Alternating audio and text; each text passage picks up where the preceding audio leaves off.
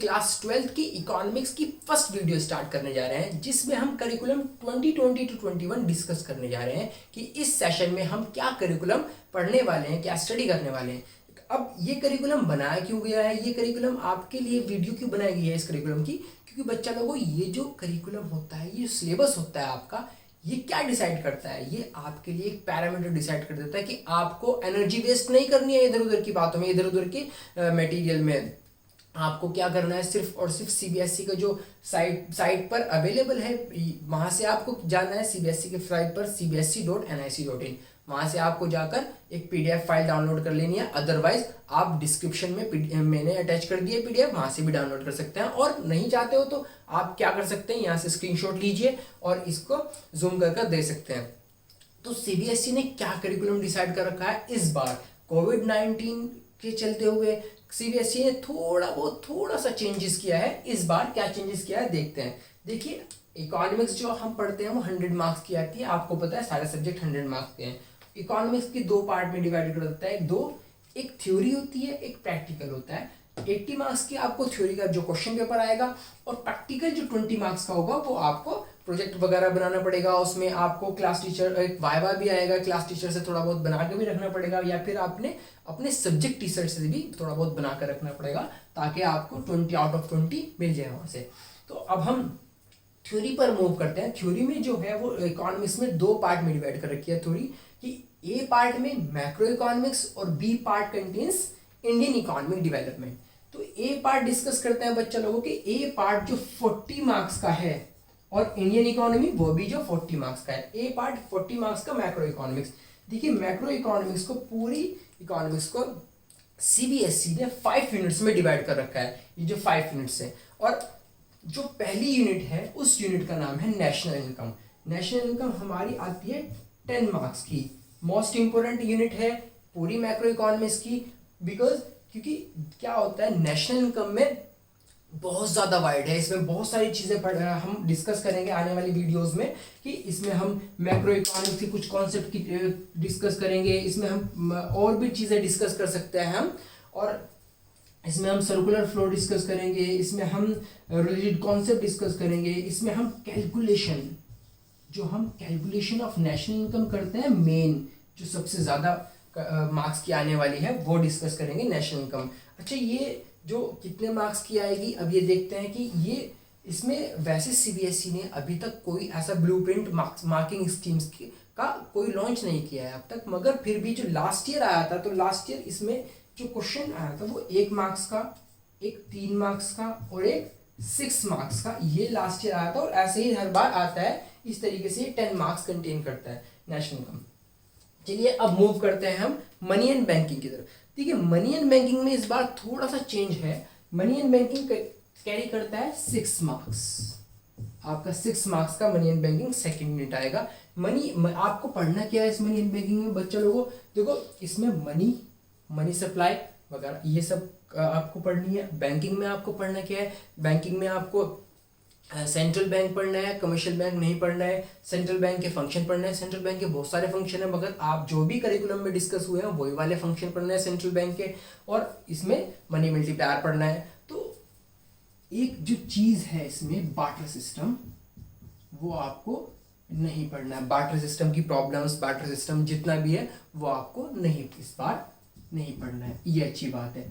और एक मनी के फंक्शंस हैं, फंक्शंस ऑफ मनी, ये भी आपको इस बार नहीं पढ़ना है, ये इस बार सिलेबस से कट हो गया है। चलिए नेक्स्ट यूनिट पर मूव करते हैं। इस नेक्स्ट यूनिट पे है determination of, next unit is determination of income and employment. तो नेक्स्ट यूनिट जो आपकी कैरी करती है वो 12 मार्क्स की कैरी करती है। इस वजह से ये पूरी मैक्रो इकोनॉमिक्स की सबसे इंपॉर्टेंट यूनिट होती है, और सबसे ज़्यादा टेक्निकल भी होती है। तो बेटा इस यूनिट को बहुत सीरियसली लेना है। मैं वीडियो बाय वीडियो कवर करता रहूँगा, और एक एक स्टेप इसमें कवर करता रहूँगा, और आपको इतनी सी भी प्रॉब्लम नहीं होने वाली है इस पूरी यूनिट में। और इसमें हमें डिस्कस क्या करना है, देखिए एग्रीगेट डिमांड, एग्रीगेट सप्लाई। मगर इस बार ये एग्रीगेट डिमांड तो आपको डिस्कस करना है, ऐसे कॉम्पोनेंट्स वगैरह सब कुछ पढ़ना है, मगर जो इस बार मेजर चेंज देखने को मिला है वो क्या है, एग्रीगेट सप्लाई इस बार नहीं है सिलेबस में। तो आपको एग्रीगेट सप्लाई और उसके जो कंपोनेंट्स हैं वो आपको नहीं पढ़ने हैं, मगर इसमें एक एग्रीगेट एपीसी, एमपीसी और एपीएस, एमपीएस ये सब आपको पढ़ना है। एपीएस, एमपीएस ये सब आपको पढ़ना है। चलिए, ये डिटर्मिनेशन है, ये जो कैरी करती है वो 12 मार्क्स कैरी करती है। अब गवर्नमेंट इसमें जो मार्किंग स्कीम लास्ट ईयर हुई थी, तो लास्ट ईयर 1 मार्क्स के 3 क्वेश्चन आए थे लास्ट ईयर, और ऐसे ही आते हैं, और 3 मार्क्स का एक क्वेश्चन आया था और 6 मार्क्स का एक क्वेश्चन था। तो ऐसे ये जो है 12 मार्क्स कैरी करती है। जो मनी बैंकिंग की बात करूँ तो इसमें से लगभग 1 मार्क्स का 2 क्वेश्चन आते हैं इसमें, और एक 4 मार्क्स का क्वेश्चन आ सकता है। तो ये कुछ ब्लूप्रिंट अभी नहीं आया है, लेकिन कुछ इस तरीके से हर बार ऐसे ही आता है। तो इस बार भी ब्लूप्रिंट में कोई भी मार्किंग स्कीम में चेंजेस देखने को नहीं मिल सकता, मुझे ऐसा लगता है। गवर्नमेंट बजट में आते हैं। गवर्नमेंट बजट जो आपकी यूनिट नंबर 4 है, इसमें कुछ मेजर चेंजेस तो नहीं देखने को मिले हैं, मगर आपको करना क्या है इसमें देखिए, गवर्नमेंट बजट में जो होती है वो 6 मार्क्स कैरी करती है गवर्नमेंट बजट। इसमें करना क्या है बच्चों, आपको देखिए गवर्नमेंट बजट में आपको सब कुछ पढ़ना है, जितना भी आप पूरा करिकुलम डिसाइडेड कर रखा है एनसीईआरटी में, जितना भी पार्ट है सब कुछ कवर करना है। मगर सबसे इम्पोर्टेंट चीज़ इसमें आपको ये देखने को मिलेगा, आप इसमें डेफिसिट्स पढ़ते हो, रिवेन्यू डेफिसिट,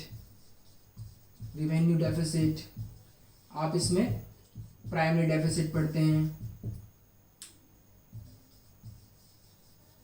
और last one is fiscal deficit पढ़ते हैं। ठीक है, तो बच्चा लोगों इसमें जो आप ये 3 टाइप के डेफिसिट पढ़ते हो, तो ये जो डेफिसिट्स हैं इसमें ओनली देयर मीनिंग, उनके सिर्फ मीनिंग पढ़ने हैं। इसकी जो इम्प्लीकेशंस होती है, इनकी इम्प्लीकेशन आपको इस बार नहीं पढ़नी है। सीबीएसई ने बोला कि आप क्या इस बार ज़्यादा लॉस हो चुका है कोविड-19 के चलते हुए, इस वजह से आपको सिलेबस थोड़ा सा कम कर दिया गया है।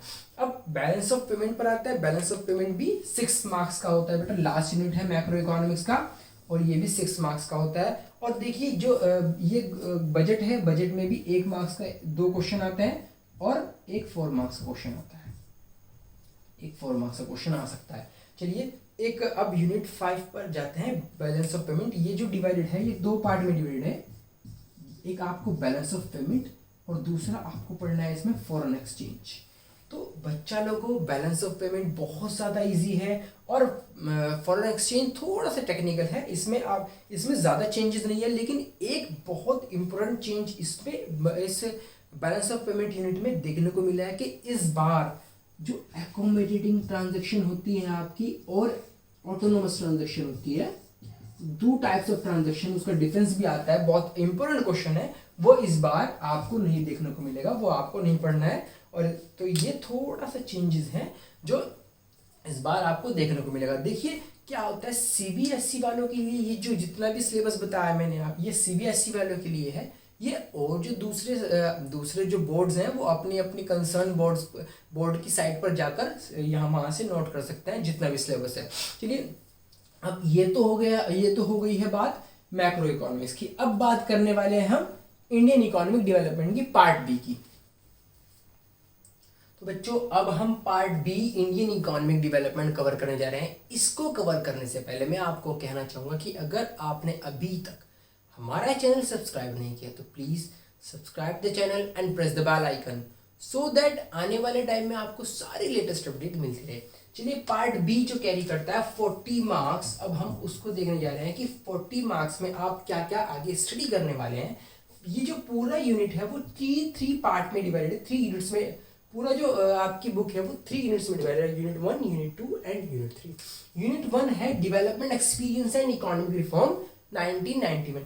तो बच्चा लोगों, इसमें आपको करना क्या है, इसमें आप इंडिया की जो इकॉनमी है, जो हमारा पास्ट रहा है, जो 1947 से 1990 तक हमने हमारी जो स्ट्रेटजीज थी, जो पॉलिसीज़ थी, एग्रीकल्चर पॉलिसीज़, इंडस्ट्रियल स्ट्रेटजी, और फॉरेन ट्रेड हमारा कैसा था, डेमोग्राफिक कंडीशन कैसी थी, वो सब हम इस यूनिट में कवर करेंगे। बाकी हमारा इंडिया की इकोनॉमिक रिफॉर्म आया था 1991 में, वो भी हम कवर करेंगे इस चैप्टर के अंदर। और जो इसमें लास्ट ईयर एक टॉपिक ऐड हुआ था डिमोनेटाइजेशन एंड जीएसटी, वो भी हम इसमें एज इट इज़ कवर करेंगे, कोई भी चेंजेस नहीं देखने को मिले हैं इस बार, एज इट इज़ एनसीईआरटी वाले सेम हैं। तो ये जो यूनिट होती है बच्चों, ये यूनिट होती है 12 मार्क्स की, इट इज़ कैरिंग 12 मार्क्स। और इसमें जो मार्किंग स्कीम है वो कुछ इस तरीके से हो सकती है, ये नहीं बोल रहा हूँ कि होगी, कुछ इस तरीके से हो सकती है कि 4 मार्क्स के 2 क्वेश्चन हो सकते हैं और 1 मार्क्स का 4 क्वेश्चन हो सकते हैं, जो क्योंकि जो लास्ट ईयर आया था ब्लूप्रिंट मार्किंग स्कीम का वो लगभग सेम ही होगा। तो इस तरीके से ये 12 मार्क्स कैरी करती है। अब देखते हैं unit two current challenges facing Indian economy, जिसमें थोड़ा सा चेंजेस देखने को मिला है पिछली बार के हिसाब से। देखिए बच्चा लोगों, ये जो है करंट चैलेंजेस, ये मोस्ट इंपोर्टेंट यूनिट है इंडियन इकोनॉमी की। Why? Because it is carrying 22 marks. तो बच्चों ये 22 मार्क्स की है, it is carrying more than half of the Indian economy.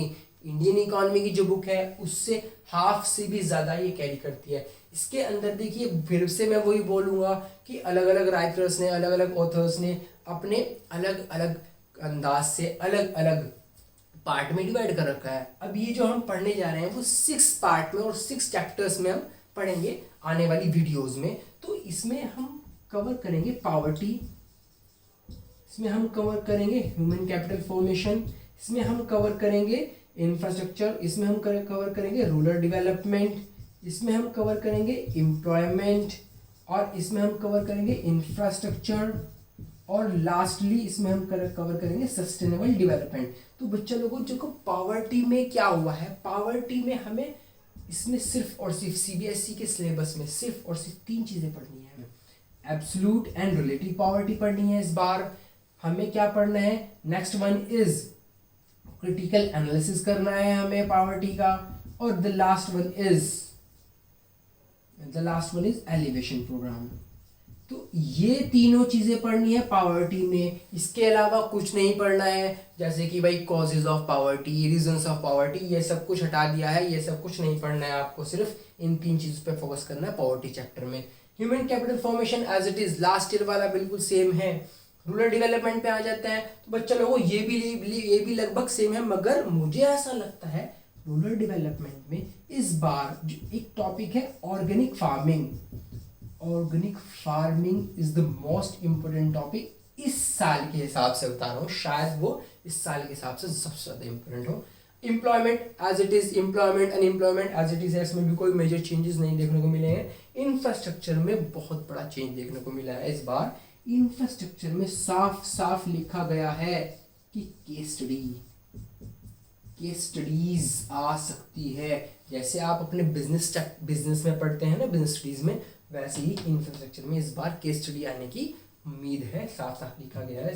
और लास्ट इज सस्टेनेबल डेवलपमेंट, वो भी सेम। तो बच्चा लोगों, ये हुआ था 22 मार्क्स का यूनिट 2। अब इसमें देखते हैं मार्किंग स्कीम। देखो बच्चों, इसमें जो 1 मार्क्स क्वेश्चन होते हैं, इसमें लगभग 1 मार्क्स के क्वेश्चन 4 आते हैं। इसमें 3 मार्क्स क्वेश्चन 2 आएंगे, और इसमें 6 मार्क्स के क्वेश्चन भी 2 आएंगे। इस तरह से ये 22 यूनिट्स हो जाएगी। देखिए 16, हाँ 22 हो जाएगा ये लगभग आपकी यूनिट सेकंड। अब देखते हैं यूनिट थर्ड पर आता है। Unit third is carrying 6 marks, जो कि 6 मार्क्स की है। इसमें सिर्फ एक ही chapter, development experience of India.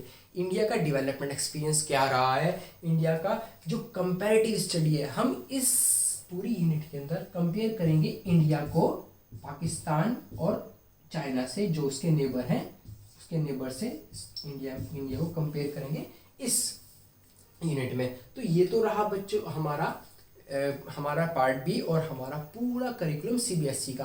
तो आपको करना क्या है बच्चा लोगों, आपको काम ये करना है कि जब भी आप पढ़ने बैठे तो आपको ये जो करिकुलम है इसकी जीरोक्स अपने पास रखें, और जीरोक्स में आप टिक लगाए कि कौन सा टॉपिक आपका कवर हो गया है और कौन सा रह गया है। इससे ज़्यादा कुछ नहीं करना है, फालतू एनर्जी वेस्ट नहीं करनी है। टॉपिक जो सीबीएसई ने दे रखे हैं बस वही करना है, कुछ भी एक्स्ट्रा नहीं करना है। प्रिंट आउट निकाल कर बैठना है और ये लगाना है। अच्छा, मैं अब ओवरऑल की बात करता हूँ। ये जो ओवरऑल सिलेबस है इस बार मैक्रो थोड़ी सी हल्की कर दी गई है, थोड़ी सी इजी कर दी गई है, मगर जो इंडियन इकोनॉमी है थोड़ा खतरनाक कर दी गई है, और ये जो एनालिसिस पर बेस कर दी गई है, थोड़ी एनालिसिस पर बेस कर दी गई है।